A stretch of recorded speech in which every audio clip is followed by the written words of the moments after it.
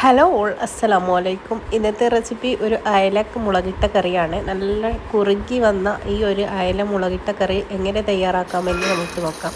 അപ്പോൾ ഞാനിവിടെ ഒരു മൺചട്ടി വെച്ചിട്ടുണ്ട്. ഇതിലേക്ക് 2 ടേബിൾ സ്പൂൺ വെളിച്ചെണ്ണ വെച്ചിട്ടുണ്ട്. ഇനി ഇതിലേക്ക് 1/2 ടീസ്പൂൺ ഉലുവ ചേർത്ത് കൊടുക്കണം. പിന്നെ വേണ്ടത് ഇഞ്ചി വെളുത്തുള്ളിയാണ്. ഇഞ്ചി കുറച്ചധികം ഞാൻ ചേർത്ത് കൊടുത്തിട്ടുണ്ട്. പിന്നെ വെളുത്തുള്ളി അതും ഒന്ന് ചതച്ചിട്ട് ഇട്ട് കൊടുക്കുന്നുണ്ട്. അപ്പോൾ ഇത് ഒന്ന് നെയ്ക്കോത്തിട്ടിട്ട് ഇതിൻ്റെ അടുത്ത് പച്ചമണം മാറുന്നവരെ ഒന്ന് വഴറ്റി കൊടുക്കുക. ഈ ഒരു സമയം ചെറിയ തീയിൽ വേണം വെച്ചിട്ടുണ്ടാക്കാൻ. പിന്നെ ഞങ്ങൾ മീൻകറി ഉണ്ടാക്കുന്ന സമയമൊക്കെ മൺചട്ടി തന്നെ ഉപയോഗിക്കാൻ നോക്കണം. എന്നാലേ ഈ ഒരു മീൻ കറിക്ക് ആ ഒരു ടേസ്റ്റ് ഉണ്ടാവും. പിന്നെ ഇതാ ഞാൻ ഉള്ളി ചേർത്ത് കൊടുത്തിട്ടുണ്ട്. ഒരു ചെറിയ സൈസ് ഉള്ളിയാണ് ഇട്ട് കൊടുത്തത്. അതേപോലെ ഒരു മീഡിയം സൈസ് തക്കാളി ഒന്ന് ചെറുതായി കട്ട് ചെയ്തത് ഇട്ട് കൊടുത്തിട്ടുണ്ട്. 2 തക്കാളി എടുത്തിട്ടുണ്ട്. ഈ തക്കാളിക്ക് പുളി കുറവാണ്. പിന്നെ ആവശ്യത്തിനുള്ള ഉപ്പും കൂടി ചേർത്ത് കൊടുക്കുക. എല്ലാം കൂടി നന്നായിട്ട് വഴറ്റിയെടുക്കുക. ഇനി ഇതൊന്ന് നമുക്ക് അടച്ചു കൊടുക്കാം. അപ്പോൾ ഉള്ളിയും തക്കാളിയൊക്കെ നന്നായിട്ട് വഴന്നിട്ട് വരും.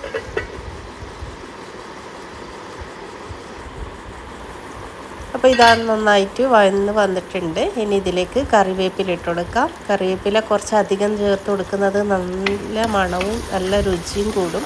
അപ്പോൾ എനിക്ക് മീൻ കറിക്ക് പൊതുവേ നല്ലോണം കറിവേപ്പില ഇടണം കേട്ടോ. അപ്പം ഇതാ ഞാൻ ഇപ്പോൾ കുറച്ച് ഇട്ട് കൊടുത്തിട്ടുണ്ട്. എന്നിട്ട് ഇതൊന്ന് നന്നായിട്ട് വഴറ്റിയെടുക്കാം. നമ്മുടെ തക്കാളിയൊക്കെ നന്നായിട്ട് ഉടഞ്ഞ് വരുന്ന രീതിയിൽ ഇട്ട് കൊടുക്കാം. അപ്പോൾ ഇതെൻ്റെ പുതിയൊരു മൺചട്ടിയാണ് കേട്ടോ. അപ്പോൾ മൺചട്ടിയിൽ മീൻ കറി വെക്കുന്നത് എനിക്ക് ഭയങ്കര ഇഷ്ടമാണ്. പിന്നെ ഇതാ ഞാൻ പുളി വെള്ളം ഒഴിച്ച് കൊടുക്കുന്നുണ്ട്. ആദ്യം കുറച്ച് പുളി വെള്ളം ഒഴിച്ച് കൊടുത്ത് പിന്നെ ഇതിലേക്ക് മുളക് പൊടി ഇട്ട് കൊടുക്കുന്നുണ്ട്. ഒരു 2.5 ടേബിൾ സ്പൂൺ മുളക് പൊടിയും കൂടി ഇട്ട് കൊടുക്കുന്നുണ്ട്. നിങ്ങൾക്ക് എത്രയാണോ ചാറ് വേണ്ടത് അതനുസരിച്ചിട്ട് വെള്ളം ഒഴിച്ച് കൊടുക്കുക. ഞാനിപ്പോൾ കുറുകിയിട്ടാണ് ഈ ഒരു മീൻ കറി തയ്യാറാക്കുന്നത്. അപ്പം 2.5 ടേബിൾ സ്പൂണ് മുളക് പൊടി ഇട്ട് കൊടുത്തിട്ട് അത് നന്നായിട്ടൊന്ന് ആ പച്ചമണം മാറുന്നത് വരെ ഒന്ന് വഴറ്റിയെടുക്കാം കേട്ടോ.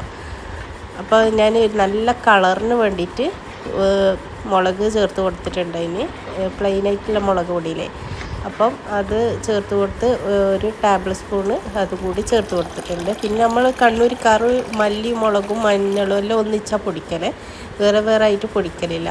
അതുകൊണ്ടാണ് ഞാൻ മഞ്ഞൾ വേറെ ഇടുന്നതൊന്നും കാണിക്കാത്തത്.